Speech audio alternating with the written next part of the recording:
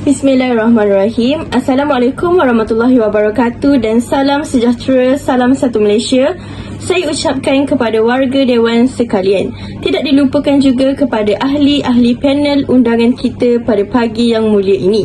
Topik forum kita pada hari ini ialah situasi sensitiviti agama dan kesan kepada perpaduan dalam negara.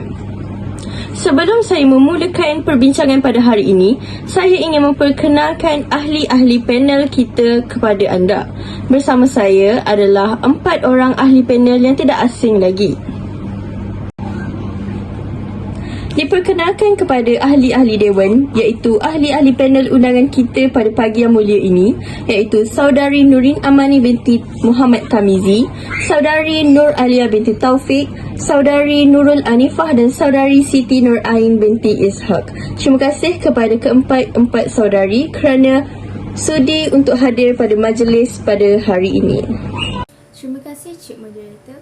Isu penghinaan agama Islam merupakan salah satu isu yang masih tidak dapat ditangani dengan sebaiknya melalui sistem perundangan yang sedia ada.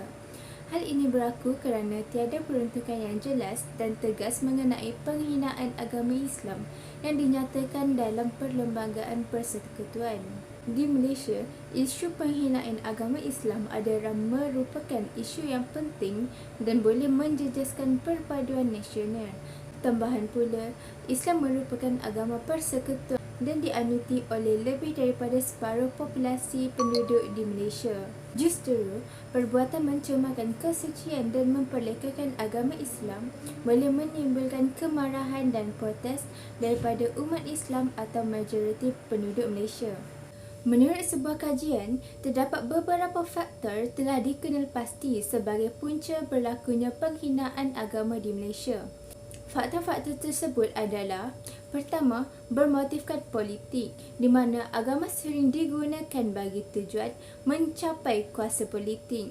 Kedua, kewujudan ajaran sesat yang dilihat berpunca daripada pemimpin agama yang tidak berperanan dengan sebaiknya dalam masyarakat dan kejahilan penganut agama sendiri.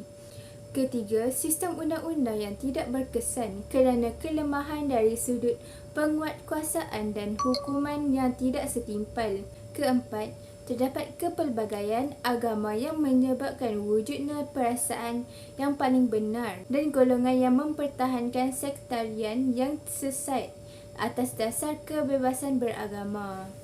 Di samping itu, faktor boleh berlakunya penghinaan agama juga didapati berkait rapat dengan kemajuan teknologi komunikasi itu sendiri yang secara tidak langsung mempromosikan ideologi liberalisme ataupun hak kebebasan individu, termasuklah hak kebebasan bersuara tanpa batas. Selain itu, kemudahan teknologi ini juga menyebabkan kewenangan perbuatan mencerca dan menghina serta saling berbantah dalam kalangan warganet di Malaysia. Jelasnya, faktor penghinaan agama ini didorong oleh pelbagai faktor penyebab.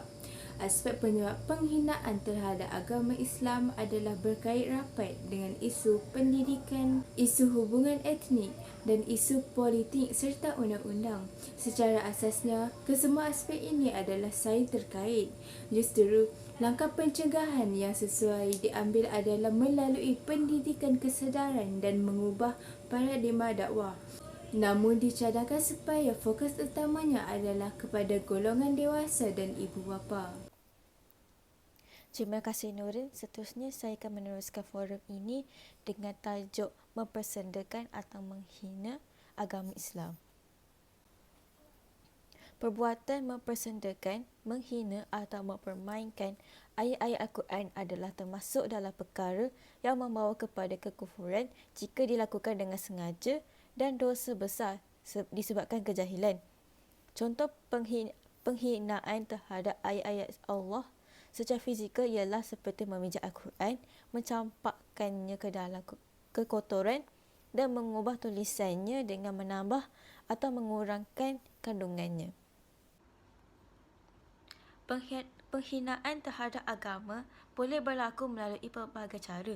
Antara 3 bentuk penghinaan yang lazim disebut oleh para kufaha ialah perbuatan atau perkataan yang mencerca Allah, menghina Nabi Muhammad SAW dan mempersertakan Al-Quran. Selain penghinaan yang dinyatakan, termasuk juga perbuatan lain yang boleh membawa kepada kekufuran menurut fuqaha, iaitu menghina Al-Quran ataupun hadis Nabi SAW. Menghina As-Sunnah adalah termasuk dalam penghinaan terhadap agama Islam, kerana As-Sunnah juga merupakan wahyu Allah SWT dan Rasulullah SAW yang mengandungi ayat ajaran Islam. Di samping itu, individu yang tidak melaksanakan hukum Allah yang terkandung dalam Al-Quran dan As-Sunnah dengan alasannya kononnya syaratnya Islam ialah mundur, jumud dan tidak sesuai untuk dilaksanakan di zaman yang serba moden, ini adalah murtad. Sekian saya daripada saya. Terima kasih kepada panel pertama atas hujah yang diberikan. Seterusnya, saya mempersilakan ahli panel yang kedua untuk memberikan hujah yang seterusnya. Dipersilakan. Menurut Perlembagaan Malaysia, majoriti kumpulan etnik orang Melayu didefinisikan secara sah sebagai Muslim. Mereka terdiri daripada 60% penduduk dengan selebihnya kebanyakan terdiri daripada orang Cina yang umumnya Buddha atau Kristian dan kurang India yang umumnya Hindu. Terdapat juga bilangan penduduk pribumi dan pendatang yang lebih kecil. Antara mereka adalah rakyat Malaysia dari Sinhala, Thai dan Eurasia. Hampir semua umat Buddha di Malaysia tinggal di kawasan bandar kerana mereka kebanyakannya terlibat dalam perniagaan atau bekerja dalam pelbagai kerjaya. Baru-baru ini, beberapa pemimpin Buddha Malaysia telah bertindak balas terhadap penurunan dalam penyertaan keagamaan oleh anak-anak keluarga Buddha. Telah berusaha untuk merumuskan mesej mereka untuk menangani kehidupan moden secara langsung. Kumpulan yang terlibat dalam usaha pendidikan ini termasuk Persatuan Mubalik Muda. Pemimpin Pertubuhan Mubalik berpendapat bahawa walaupun ramai pemuda berpendidikan mencari pendekatan intelektual pada agama Buddha, satu sama banyak orang lebih suka mendekati agama melalui tradisi upacara dan simbolisme. Sebagai tindak balas terhadap keperluan ini, amalan keagamaan dijalankan tetapi dengan cara yang mudah dan bermaruah, menghapus apa yang boleh dilihat sebagai tahyul. Usaha dibuat untuk menjelaskan mengapa sutera dicampur, lampu menyala, bunga yang ditawarkan dan sebagainya. Sebagai agama tanpa pemimpin tertinggi untuk mengarahkan pembangunannya, Buddhisme diamalkan dalam pelbagai bentuk yang walaupun jarang dalam konflik terbuka, kadang-kadang boleh menyebabkan kekeliruan di kalangan umat Buddha. Di Malaysia, beberapa gerakan ekumenikal telah dibuat untuk menyelaraskan aktiviti-aktiviti pelbagai jenis Buddha.